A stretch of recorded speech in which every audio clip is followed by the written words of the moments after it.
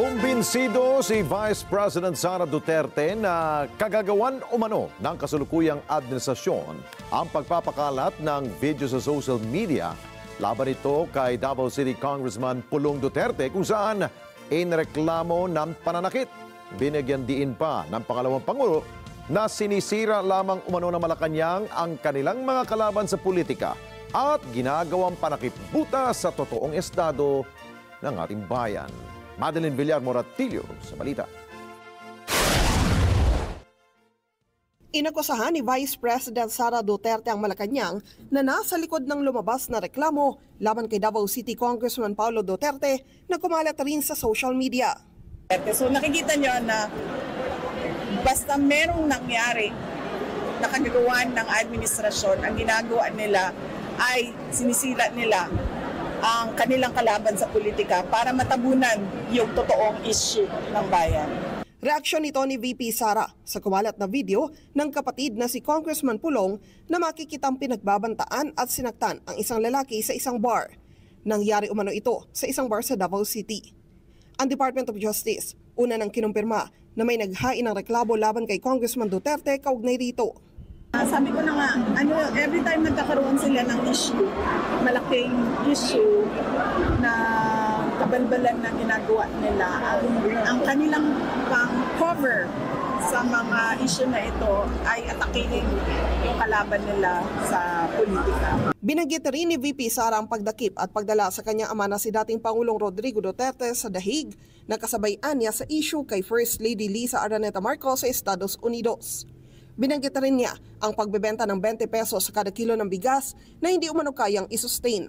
Una rito nitong Mayo 2 dapat ay sisimulan ang pagbebenta ng 20 pesos na bigas sa mga kadiwa ng Pangulo Store pero nausog sa May 13 o pagkatapos na ng eleksyon.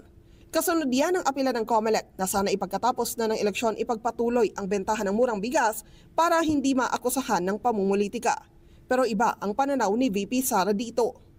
Pambobola lang naman yon sa mga tao, hindi nila kayang i-sustain, ay tinigil kaagad ng May 2, lumabas naman yung complaint ko kay Congressman Pulong Duterte. Buwelta naman ang Malacanang kay VP Sara, sana mag-level up naman daw ito sa pagsagot sa mga issue.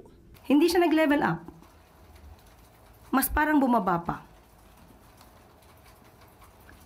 Inuulit niya muli ang kanyang mga excuses na pamumulitika, politicking.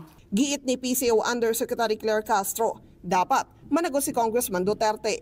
Kung dapat may managot po dito sa ginawa po ni Congressman Pulong, since kanya naman pong hindi idininay, kanya pong inamin ang video, lumalabas sa kanyang interview, di dapat managot ang dapat managot. Sa isang video statement naman, sinabi ni Congressman Pulong na matagal na umanong nangyari ang insidente at ipinauubaya niya na sa mga taga Davao kung iboboto pa rin sa darating na halalan. Sa akong mga kaigsunan Davaoenyo, karon nakakita na po mong video, dugay-dugay na nahitabo. Sige lang, inyuha gyapong desisyon kung kinsa inyong botohon sa inyong pagka-congressman sa unang distrito. Di ko magbuot. Hindi pa umano niya natatanggap ang formal na reklamo at bineberipika pa ng kanyang legal team ang kumalat na video kung saan sinasaktan umano niya ang isang lalaki. Ingnan po ko sa abogado kay hantod karon ila pang i-authenticate kung asa gikan ang video. So kay murag nauna man og file ana sa ambot og CIDG ba. Nauna file sa CIDG ang testimony, ang affidavit sa social media usa sa piskal, so di ko kara himo og statement ana kay wala pa mi kadawat og dokumento nga gipailan kog kaso. Madeline Villar Moratillo para sa Mata ng Agila. Matatag, matapang, matapat.